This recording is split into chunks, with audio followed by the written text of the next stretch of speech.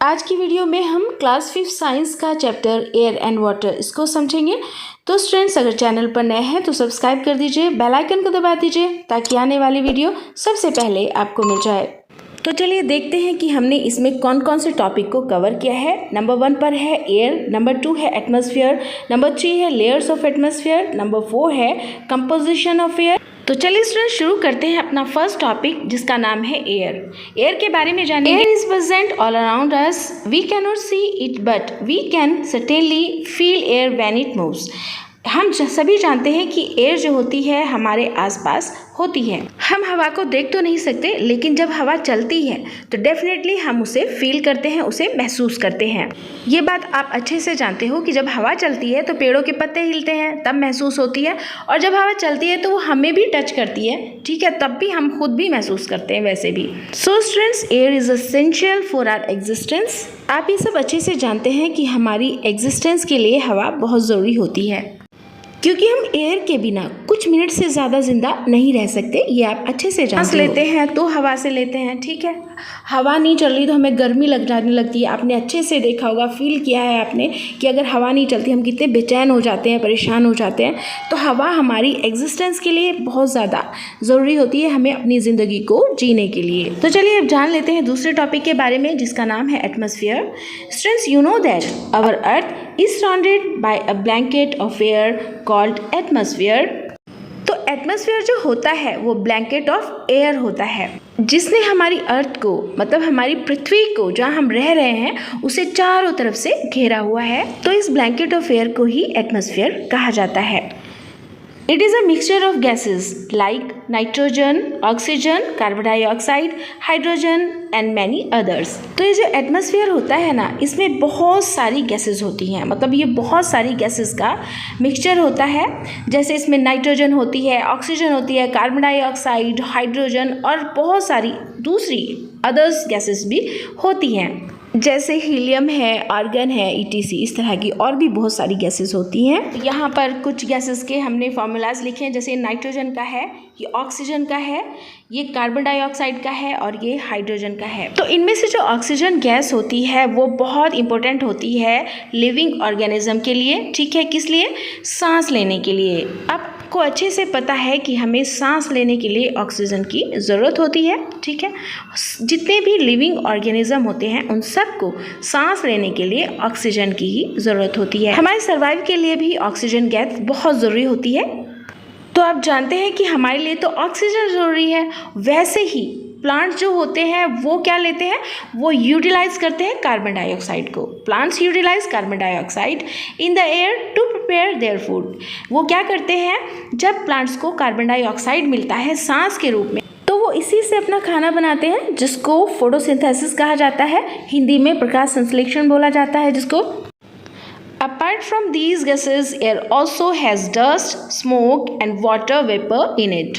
और यहाँ मैं आपको बताना चाहूँगी कि इन गैसेस के अलावा भी एटमॉस्फेयर में बहुत सारी चीज़ें होती है, जैसे डस्ट भी होता है, स्मोक भी होता है, धूल होती है, धुआं होता है, वाटर वेपर भी होता है। Students, you know that it protects us from the harmful ultraviolet radiations of the sun by absorbing them. क्या आप जानते हैं कि एटमॉस्फेयर का एक सबसे बड़ा फ़ायदा ये भी होता है कि ये हमें सन की अल्ट्रावायलेट किरणों से बचाते हैं। ये जो सन रेज होती हैं, अल्ट्रावायलेट रेज होती है, ये बहुत ज़्यादा हार्मफुल होती हैं, नुकसान देने वाली होती हैं।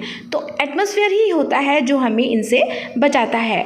होता इसलिए है कि जो एटमॉस्फेयर है ना, इन जो रेज होती हैं, इन किरणों को एब्जॉर्ब कर लेती है, ठीक है, और अर्थ की तरफ उन्हें आने नहीं देती। इस तरह से हमारा प्रोटेक्शन हो जाता है, हमारा बचाव हो जाता है अल्ट्रावायलेट किरणों से। Atmosphere traps some of the heat of the sun while reflecting most of it.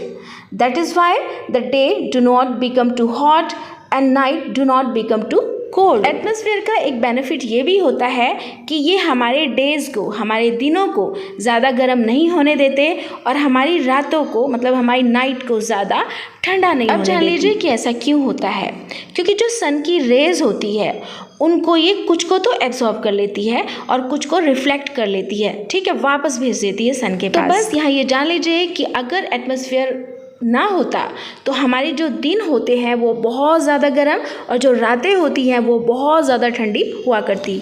Now our next topic is layer of atmosphere. Atmosphere की लेयर क्या क्या होती है, नेक्स्ट टॉपिक हमारा है ये वाला। The atmosphere is divided into 5 layers. क्या आप जानते हैं कि ये जो एटमॉस्फेयर होता है ये भी 5 लेयर्स में बटा हुआ होता है। तो चलिए आसानी के लिए अब एक एक करके इन सारी लेयर्स के बारे में जान लेते हैं। तो फर्स्ट क्या है, फर्स्ट है हमारा ट्रोपोस्फियर। कौन कौन सी लेयर्स में डिवाइडेड है उनके नाम जान लेते हैं। जैसे ट्रोपोस्फियर है, फिर है स्ट्राटोस्फियर, नेक्स्ट है मिसोस्फियर, एंड देन आता है थर्मोस्फियर एंड देन एक्सोस्फियर। तो ये सारी इन लेयर्स के नाम हैं। तो ये जो ट्रोपोस्फियर है ये पूरे एटमॉस्फेयर की सबसे नीचे वाली लेयर होती है। It is the lowest layer of atmosphere starting at ground level. It extend upward to about 10 kilometre. यानी ये हमारी अर्थ सरफेस के बाद पहली लेयर होती है एटमॉस्फेयर की। Students, tropo means change as almost all the weather changes occur in this layer due to the formation of cloud from the water vapor। तो ट्रोपो का मतलब होता है चेंज। इसका मतलब यह है कि जितने भी वेदर चेंजेस होते हैं इसी लेयर के अंदर होते हैं। कैसे होते हैं, क्योंकि यहाँ क्लाउड्स का फॉर्मेशन होता है, यहाँ पर बादल बनते हैं। ये जान लीजिए कि ये अर्थ की सबसे छोटी लेयर है ट्रोपोस्फियर, और ये अर्थ सरफेस से शुरू होकर 10 किलोमीटर तक ऊपर जाती है, और जितने भी चेंजेस होते हैं, वेदर जितना भी चेंज होता है वो इसी लेयर में होता है। ये अर्थ के ग्राउंड लेवल से स्टार्ट होकर ऊपर 10 किलोमीटर तक जाती है, क्योंकि इसी लेयर के अंदर बादल बनते हैं। We human lives in this air. Human beings भी इसी लेयर में रहते हैं। Now we will know about stratosphere. तो ये जो स्ट्राटोस्फियर लेयर होती है ये ट्रोपोस्फियर लेयर के ऊपर होती है। The layer above troposphere is called stratosphere. This extend upward from the troposphere above 50 kilometres. Troposphere से ऊपर वाली जो लेयर जा रही है स्ट्राटोस्फियर, ये 50 किलोमीटर्स तक ऊपर जाती है, ये जान लीजिए। The ozone layer is found within this layer which absorb most of the sun's ultraviolet rays. तो जो सन की ओजोन लेयर होती है वो भी स्ट्राटोस्फियर में ही होती है, जो कि यूवी रेज को एब्जॉर्ब करती है। This layer is free from clouds and weather phenomena. तो इस लेयर में स्ट्रेटोस्फीयर में ना तो कोई क्लाउड्स फॉर्मेशन होता है और ना ही वेदर फिनोमिना होता है। Next layer is mesosphere. Above the stratosphere is the mesosphere. It is extends to a height of 80 km above the stratosphere. क्या आप जानते हो कि ये जो यूवी रेज होती है, अल्ट्रावायलेट रेज होती है, ये बहुत ज़्यादा हार्मफुल होती है, बहुत ज़्यादा नुकसान देने वाली होती है। ये स्किन कैंसर तक भी कर सकती है। तो स्टूडेंट्स, स्ट्रेटोस्फीयर के ऊपर ही मेसोस्फीयर होती है। ये कहाँ तक जाती है, कहाँ तक ऊंची जाती है, ये 80 किलोमीटर तक जाती है। ठीक है, इसके ऊपर स्ट्रेटोस्फीयर के ऊपर तक के 80 किलोमीटर तक ऊंचाई तक जाती है। It is one of the oldest layer of the atmosphere with the temperature to -90 degree Celsius. ये जो लेयर होती है मेसोस्फीयर, ये एटमॉस्फेयर की बहुत ही कोल्डेस्ट लेयर है, मतलब बहुत ज़्यादा ठंडी लेयर है, और यहाँ पर जो टेम्परेचर है वो -90 डिग्री सेल्सियस तक पहुँच सकता है। तो बस ये जान लीजिए कि ये जो मेसोस्फीयर लेयर है बहुत ही ज़्यादा ठंडी लेयर होती है एटमॉस्फेयर की। मीटियर्स burn up in this layer. और जो मीटियर्स आते हैं, जो हमारी अर्थ पर आना चाहते हैं, वो इस लेयर की वजह से ही, मेसोस्फीयर की वजह से ही नहीं आ पाते। क्यों? क्योंकि मेसोस्फीयर में आकर वो बर्न हो जाते हैं, जल जाते हैं, इससे नहीं आ पाते। No aeroplanes, fighter jets, hot air balloons can fly this height to reach this layer. तो कोई भी aeroplane, fighter jet, hot balloons वगैरह यहाँ पर नहीं जा सकते। ये सिर्फ स्ट्रेटोस्फीयर और ट्रोपोस्फीयर में ही रह जाते हैं। वहाँ तक अगर ये मेसोस्फीयर तक पहुँचेंगे तो ये क्रैश हो सकते हैं, वहाँ तक ये जा ही नहीं सकते बिल्कुल भी, इससे वहाँ तक फ्लाई करते ही नहीं है। Next layer is thermosphere.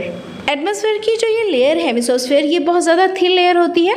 यहाँ पर सांस लेने में भी दिक्कत होती है। अगर कोई वहाँ पर जाए तो उसे सांस लेने में भी बहुत ज़्यादा परेशानी होगी।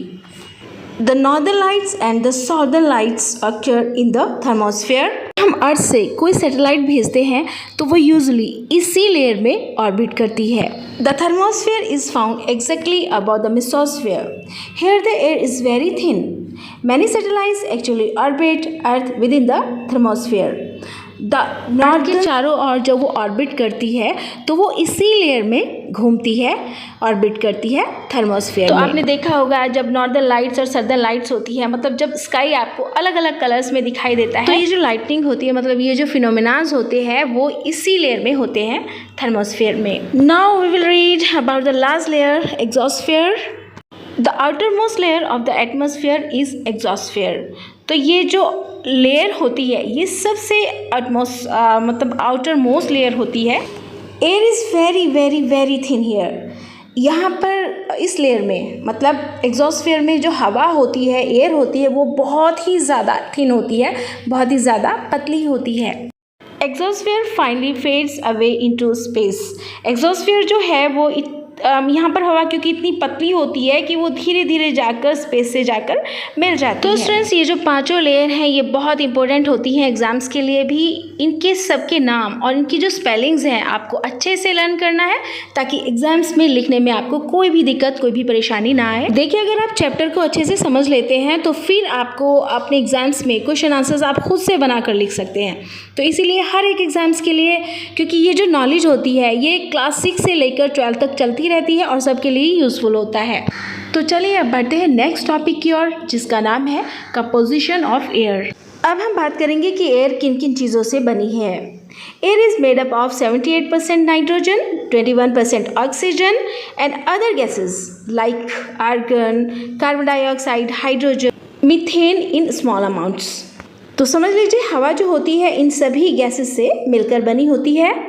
सबसे ज़्यादा क्वांटिटी है नाइट्रोजन की जो कि 78% है, फिर ऑक्सीजन है जो कि 21% है, फिर बाकी जो बचा है like argon, carbon dioxide, hydrogen, ये सब ये थोड़ा थोड़ा है। अब डायग्राम के ज़रिए भी आप देख सकते हैं कि सबसे ज़्यादा जो है वो हवा में नाइट्रोजन होती है, फिर ऑक्सीजन होती है, फिर अदर गैसेस जो होती हैं वो सिर्फ 1% होती हैं जो कि थोड़ी थोड़ी मिलकर होती हैं। अब ये हमारे लिए ऑक्सीजन जो होता है क्यों ज़रूरी होता है?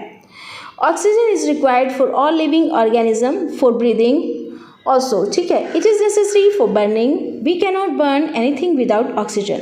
तो मैंने आपको पहले भी बताया था कि ऑक्सीजन हमारे लिए बहुत ज़्यादा ज़रूरी है, हमारी ब्रीदिंग के लिए है। अगर हमें हम सांस लेने के लिए ऑक्सीजन की ज़रूरत होती है, ये आप जानते हैं, लेकिन अगर हमें कोई चीज़ जलानी है तो भी हमें ऑक्सीजन की ज़रूरत होती है। We can not burn anything without oxygen. हम कोई भी चीज़ ऑक्सीजन के बिना नहीं जला पाते, जला ही नहीं सकते, ठीक है। अगर ऑक्सीजन ना मिले तो हमारी कोई भी जलाने वाली जो चीज़ होती है वो नहीं जल सकती। अब आती है nitrogen. Nitrogen is required for all living organism for growth. Nitrogen जो होती है वो सभी लिविंग ऑर्गेनिज्म के लिए बढ़ने के लिए, ठीक है, ग्रोथ के लिए बहुत ज़्यादा ज़रूरी होती है। But they can not use nitrogen directly from air. लेकिन फिर भी कोई भी ऑर्गेनिज्म डायरेक्टली हवा से नाइट्रोजन नहीं ले सकती। अब बात करते हैं कि एनिमल्स को नाइट्रोजन कहाँ से मिलती है। Animals gate nitrogen from the food they eat.